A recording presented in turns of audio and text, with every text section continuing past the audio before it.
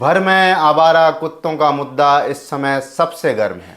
कुछ लोग कहते हैं कि ये कुत्ते आम लोगों की सुरक्षा के लिए खतरा हैं, तो वहीं पशु प्रेमी इसे बेजुबान जानवरों के साथ अन्याय बता रहे हैं और अब यह बहस सड़कों से लेकर अदालतों तक पहुंच गई है। नमस्कार, आप देख रहे हैं आंचलिक खबरें और मैं हूं ऋषभ। सुप्रीम कोर्ट का आदेश और उसके खिलाफ उठी बड़ी आवाज़। देश भर में सुप्रीम कोर्ट के फैसले को लेकर बहस जारी है। इसी क्रम में उत्तर प्रदेश के कई जिलों में विरोध प्रदर्शन हुआ।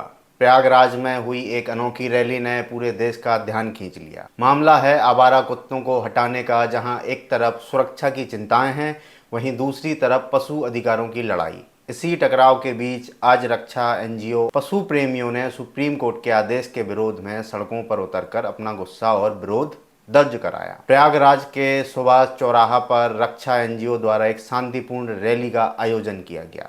इस रैली का मुख्य उद्देश्य सुप्रीम कोर्ट के हालिया आदेश का विरोध करना था, जिसमें दिल्ली एनसीआर से आवारा कुत्तों को हटाने की बात कही गई है। आयोजकों और प्रतिभागियों की मांग थी कि पशुओं के मौलिक अधिकारों की रक्षा की जाए, कानून का सही तरीके से पालन हो और उन्हें संवैधानिक अधिकार दिलाए जाएं।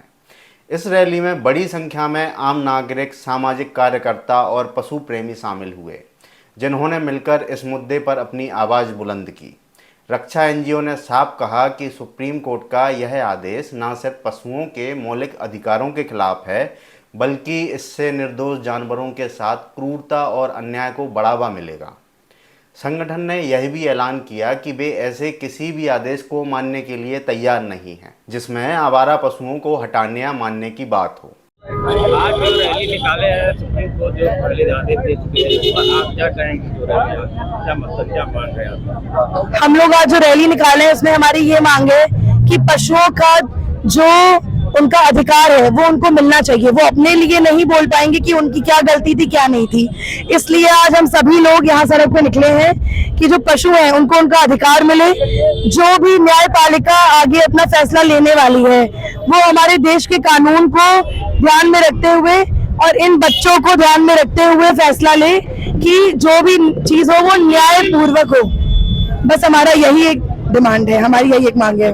मैं वंशिका गुप्ता, रक्षा एनजीओ प्रयागराज। कानूनी विशेषज्ञों का कहना है यह मामला सिर्फ कुत्तों तक सीमित नहीं है, बल्कि यह इस बात पर भी बहस है कि क्या पशुओं को इंसानों की तरह संवैधानिक अधिकार मिल सकते हैं। वहीं स्थानीय नागरिकों की राय बटी हुई है।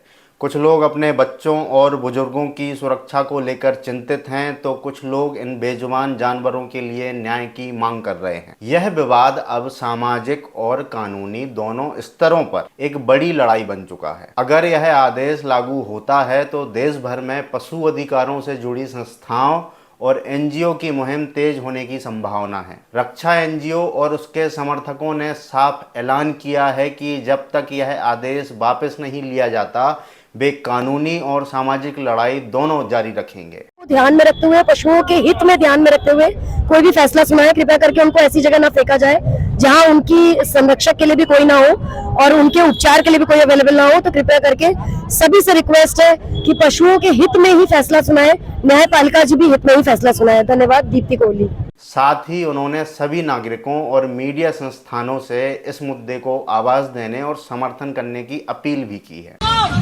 आवारा नहीं हमारा है, आवारा नहीं हमारा है, आवारा नहीं हमारा है, आवारा नहीं हमारा है, आवारा नहीं हमारा है, आवारा नहीं हमारा है, आवारा। तो क्या प्रयागराज से उठी आवाज अब धीरे धीरे पूरे देश में गूंजेगी?